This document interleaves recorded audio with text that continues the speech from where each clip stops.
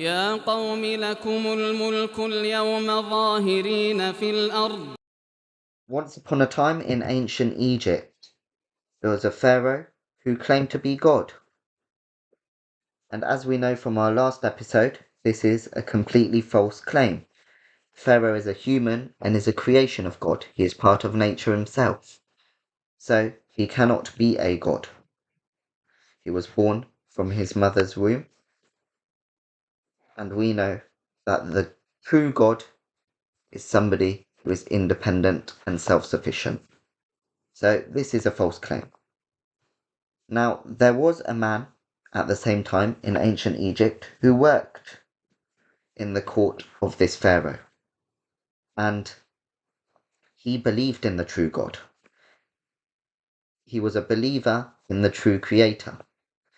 And he said to Pharaoh that you are wrong. This man also said, O my people, yours is the dominion today, supreme in the land. But who will help us against God's might should it fall upon us? We might have the power to do what we want today, but one day we will die, and we will have to face God then. Who will be able to help us against God if he chooses to punish us for rejecting him? You see, this Pharaoh was actually planning to kill a specific man.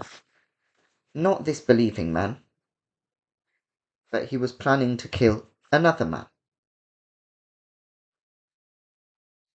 However, this believing man knew that this man that Pharaoh wanted to kill was the same man who would be able to help the Egyptians against God's might when it befalls them after death.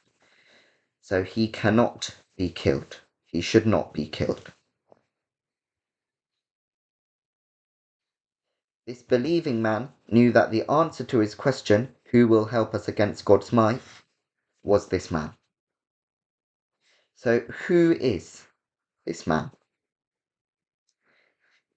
This man was the true God's messenger.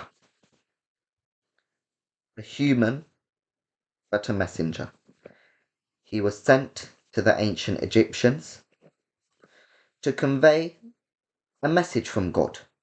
Fulfill your true purpose and submit to the one true God. We discuss this message in a lot more detail in episode 1, so please watch that before you watch this. Now, God sent many messengers all around the world. And they all conveyed the exact same message, which was this: fulfill your true purpose and submit to the one true God. Now, for us in 2026, unfortunately, there are no messengers around, and there will be no more messengers coming. And also, humans did human things to all the messages that these messengers conveyed. So all the messages that said submit to the one true God are now all corrupt and changed. However, one message still remains. One message still remains true and has the same message that God wanted to convey to humans. Fulfill your true purpose and submit to the one true God. This message was revealed to the final messenger, who was sent to seal all the messengers before him. So God knew that the message conveyed to this final messenger would need to be preserved for those after the final messenger. Otherwise, it wouldn't be fair on them that they didn't get a message to help guide them and help them against God's might. So God did exactly that. He sent a message that still remains true to this day. It's been preserved for 1450 years, letter for letter, passed down through memory. 2.5 million people worldwide have memorized it letter for letter today in its original language, and there is not a single contradiction in this message. This message is the Quran, and it is our message in 2026. Our message from the Creator. Now, how do we know it's not been changed? Well, the 2.5 million people that have memorized it today have a chain of teachers back to the messenger that conveyed it to us. The messenger that conveyed it 1450 years ago conveyed it to his people, and the people that believed in it then conveyed it to the next generation, and the next generation, and the next generation, letter for letter. And therefore it has not been changed. All the 2.5 million people that know it today know the exact same words, and they can recite the exact same message in the exact same order. How do we know this message is from God? The message itself challenges a human to produce even a single chapter comparative to one of its chapters. Nobody has been able to do such a thing and will be able to.